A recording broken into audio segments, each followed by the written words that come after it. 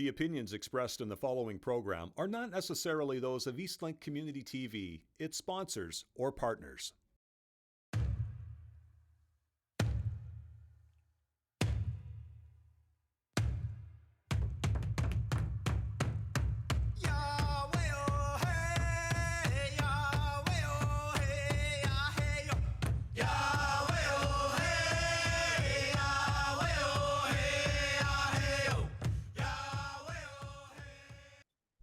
Gwe, Jalasi, and Deloisi Julie, hello everyone and welcome. My name is Julie Pellissier-Lush.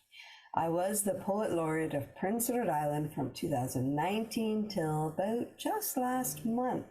And I'd love to welcome you to Voices of Epekwitk on Eastlink Community TV.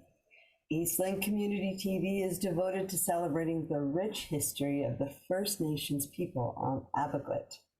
Now, in the upcoming weeks and months on this program, we will be celebrating our culture and speaking to people who are making a difference in our communities. Now, I'd like to introduce our guest. Now, I have known our guest for quite a few years, since we were overjoyed that he decided to come to PEI to live and spend time and share his knowledge and share his wisdom.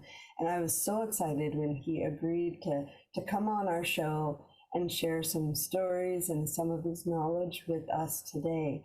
I would like to welcome Michael Julian. Hello, Michael. Hey, Darling. So good to have you here. This is awesome. I was thinking of all the things that if I could have a sit down with you, what I would like to know. So I know that our viewers would definitely also like to know and be a part of it. So I know that you teach Mi'kmaq language classes here on Prince Edward Island. Did you want to tell me a little bit about your language classes, where you teach it, who you teach, what you're teaching? Any of those things, because I know that there might be some people out there who don't even know that this is being offered here in PEI. Yes, I teach Mi'kmaq language, and I teach it Native Council, and I teach the language about the basic and pronunciation of words, and because keep the language alive, because I'm fluent. I'm originally from Eskasoni in Cape Breton, and it's really exciting that it's my first time when I came to PI. It's my first time teaching the language, and it was nervous first time, and I got used to it and more teach other people, and then I do it in Zoom, and I do it in person in Native Council, and it's really enjoying to teach and telling my stories. I even make my own stories in my language. Yeah. I know personally that you really are making a difference, Michael. I know that people appreciate the time that you spend with them and you share with them and you teach them. And it's more than just this is what this word means and that's what that word means. You actually give them the stories and the meanings behind each of the words. Like, for instance, do you want to show us maybe a couple words in Mi'kmaq that we might be able to practice while we're watching? Yeah, you can practice like Gwe is hello, and Medallion, just while ago, how are you? And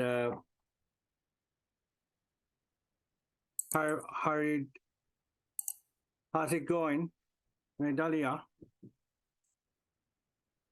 You know, and it's like in our book, overlay, great.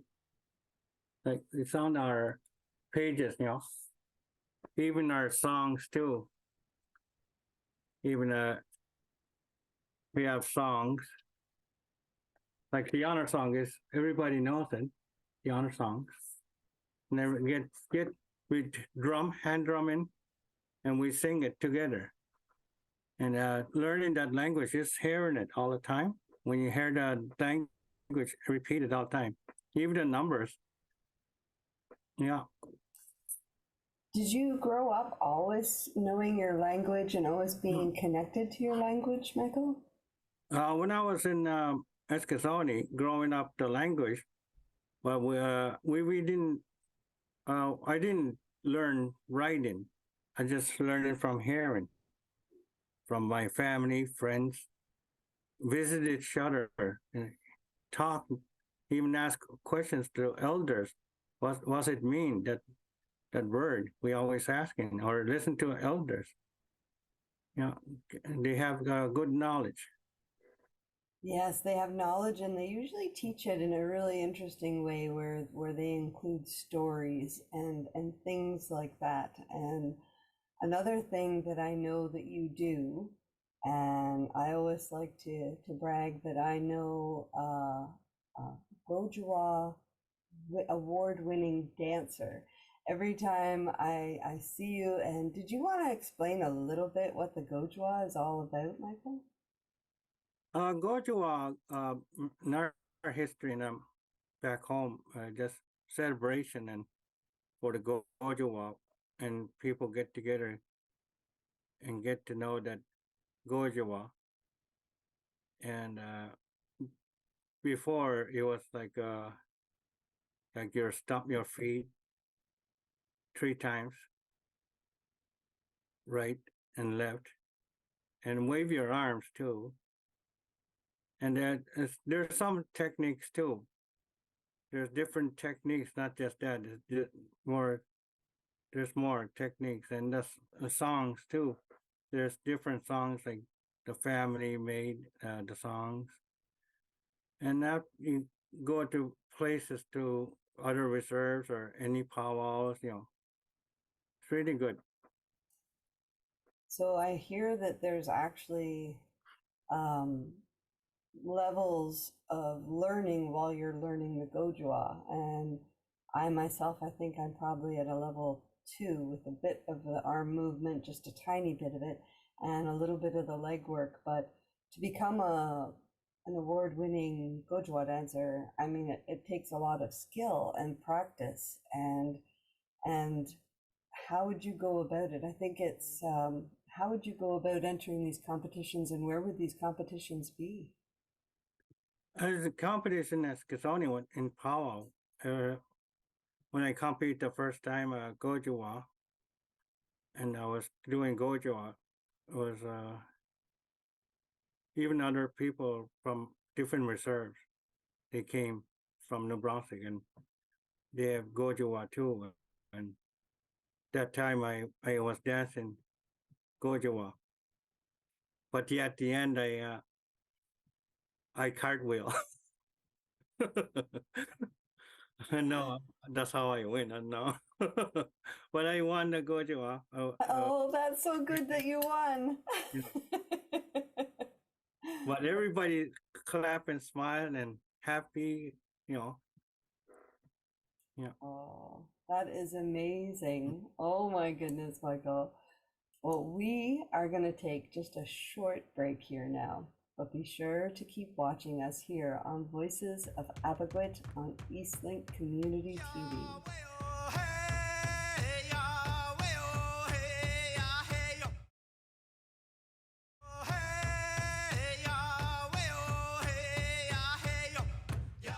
Welcome back to Voices of Epekwitk on Eastlink Community TV. I am Julie Pellissier-Lush, and today I'm very fortunate and happy to be able to speak with Michael Julian, who is an award-winning Gojwa dancer, a Mi'kmaq language teacher, and he is also a crafter. But before we get into talking about his crafts, I've asked Michael if he would be willing to share one of our Gojwa songs that our dancers would be dancing to, as he's also a drummer and a singer as well. And he agreed. So we would love to get us started off on the second segment with a wonderful song from you, Michael, if that's all right.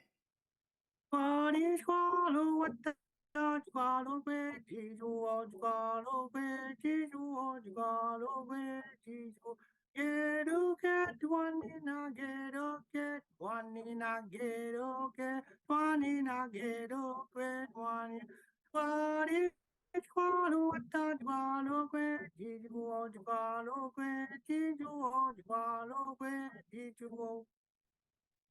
That is amazing. I love hearing the old Mi'kmaq voices and songs and all those things that bring us right back to being in a powwow and being at a gathering, which is where you would see a lot of our amazing Gojwa dancers as they perform, and different powwows in different areas will celebrate the Gojwa dance in certain ways. Some will have competitions, some will actually just have a call out to the Gojwa dancers, which is absolutely amazing.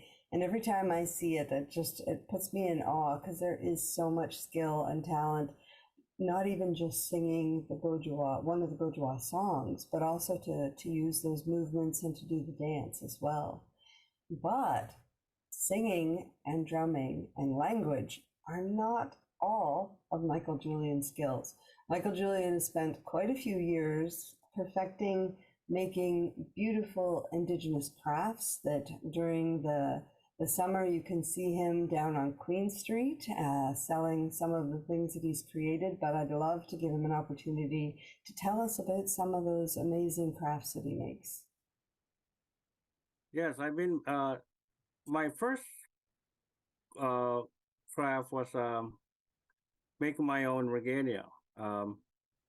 First, I made my vest, my breastcloth, and a pouch.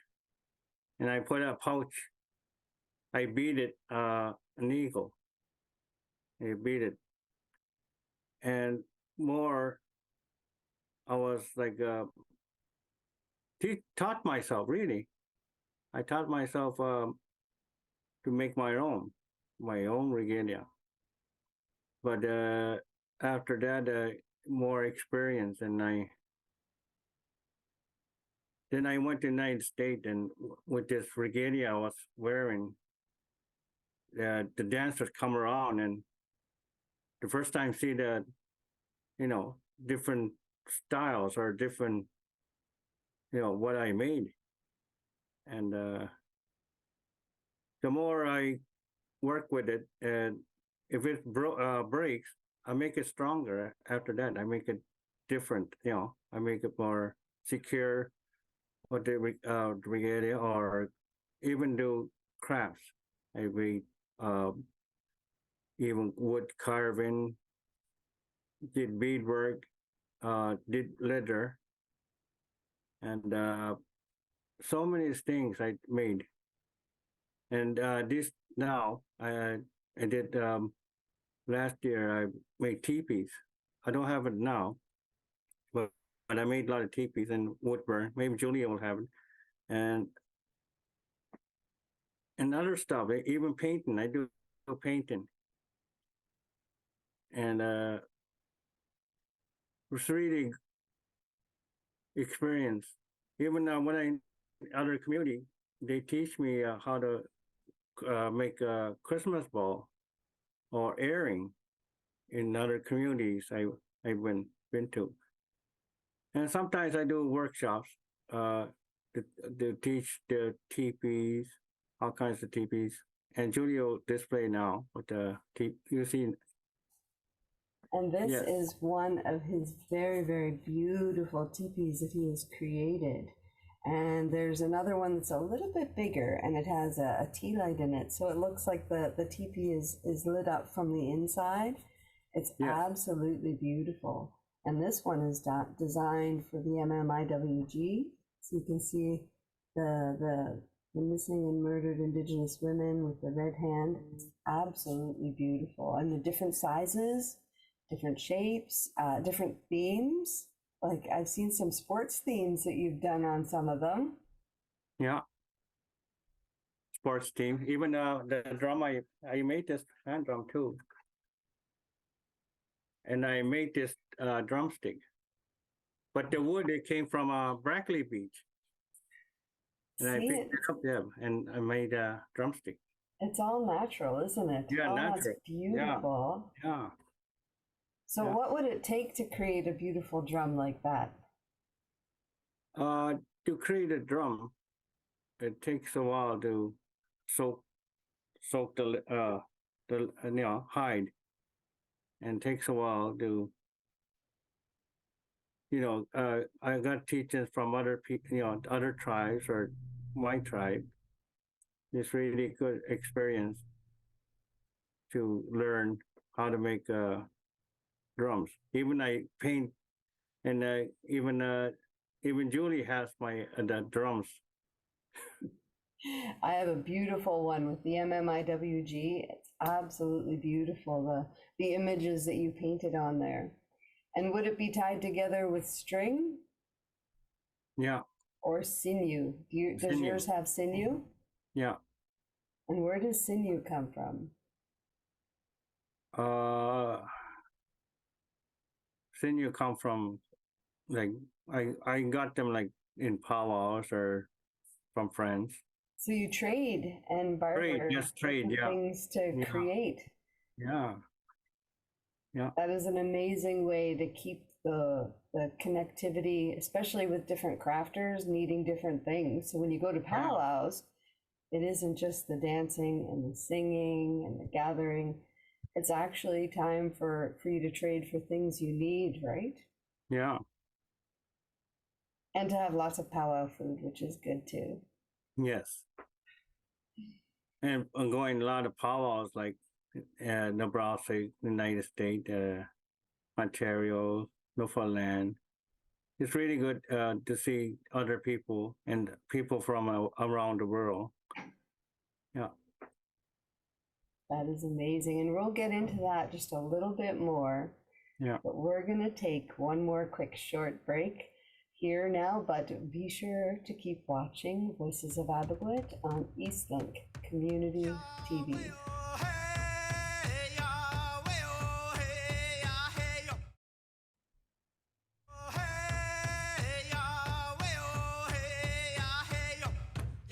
Welcome back to Voices of Epekwitk on Eastlink Community TV. I am Julie Pellissier-Lush, and I am proud and happy to be talking to Michael Julian, who is a dancer, a drummer, a crafter, a Mi'kmaq language teacher who lives here in PEI and in Charlottetown.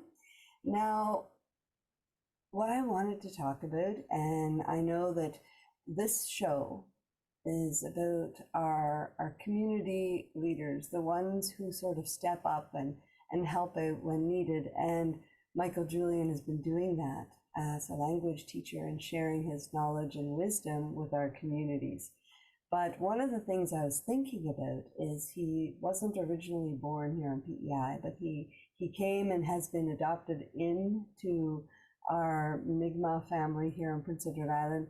But living off reserve can sometimes be lonely. So I wanted to see what he felt about his experiences here on Prince Edward Island as a Mi'kmaq man. Yeah, I've been living here, must be 3 years.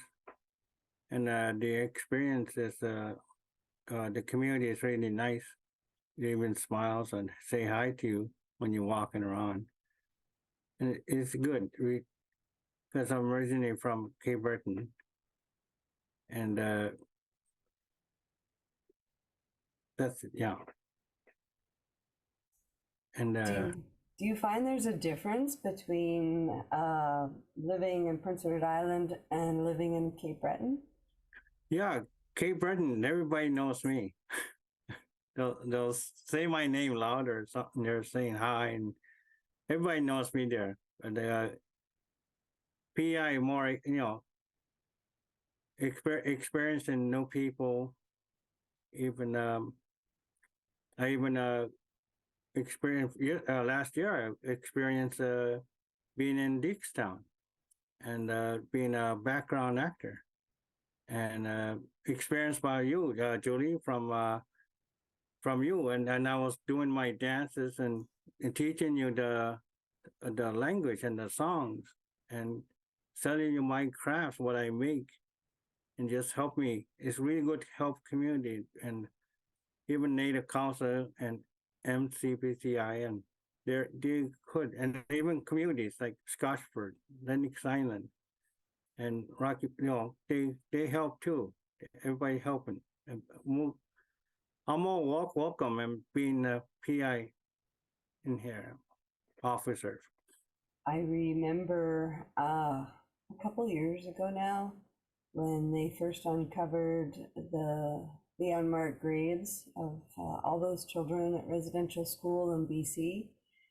And I remember you were one of the first people to jump up and sit and volunteer to be a firekeeper who sat and watched the fire throughout the whole night in Scotchford First Nation, in Epekwitk First Nation in Scotchford. And I was just so proud of the fact that you were leading the way and just volunteering your time. And it was a lot of time and it was a lot of work.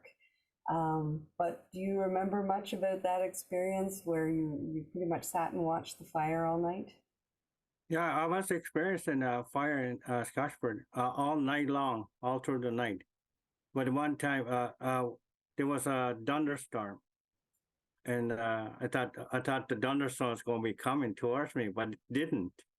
It was, and I see the stars, real beautiful stars at night, and when I see those, and I put prayers on the sacred fire and for the children, all the history, just praying for them and pray for everybody.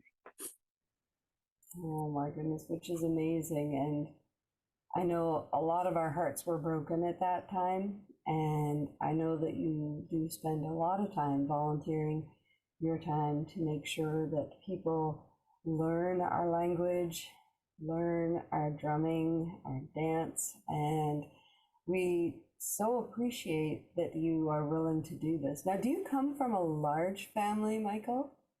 Yes, I have a large family. Even my father's side is large family. Like my grandmother, Dr. Granny, and she was teaching everywhere. She was teaching Nebraska, Newfoundland, in PEI, and she had that knowledge to teach the language, the basket, and the walk test. Even a lot of things she did. That she even her even her children, they were. She was, my auntie was teaching too. Elizabeth Paul. She was teaching too the language too, and they get together with Bernie Francis, and Bernie Francis get together with my family. And Bernie Francis was good friends with Dr. Granny, and they shared that culture, and it was really good. Yeah. Now, Bernie Francis, I believe, is the son of the person who wrote the first lexicon of the Mi'kmaq language, sort of like a dictionary. And I know that they had gotten people from all over the Atlantic, Mi'kmaq people, to come together and share their knowledge of their language so that they could create this beautiful Mi'kmaq dictionary. And it really makes me excited and happy that, your family is connected with that and you're passing down everything that Dr. Granny did way back when, and you're continuing it on. Yeah. Now, I was wondering, Michael, do you have a really quick song? Not too quick, though, but a song that you could sort of lead us out with today and just bring people into the same rhythm, the same heartbeat, so they'll remember and want to check in again very soon. Wesquida jigning egama, wella det nigea, amawi obi was gawasid, well da swag to deep away. How is quida jignes gamis, wella det nigea. And then made it down del daddy, pedak edis, good out you. How is quid no gama, Wala det digea, Epekwitk de madi no dekwa, wehaya yo we. Hawe, hawe, hawe, haya, hawe, hawe, haya, hawe, haya yo we. Hawe, hawe, hawe, haya, hawe, hawe, haya.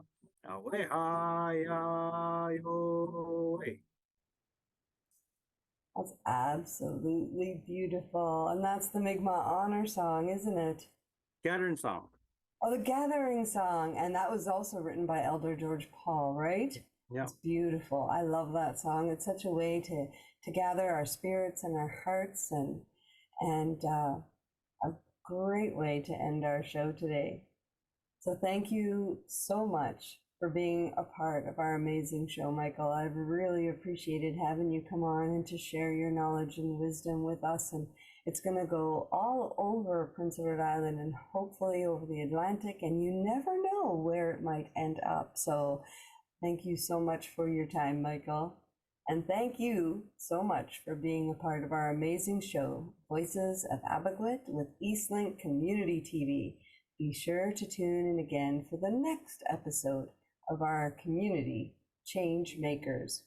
We do not like to say goodbye, but we say Namotas until we meet again. Did I get that right, Michael? Yes, Namotas. Namotas until we meet again. Walalan, and thank you.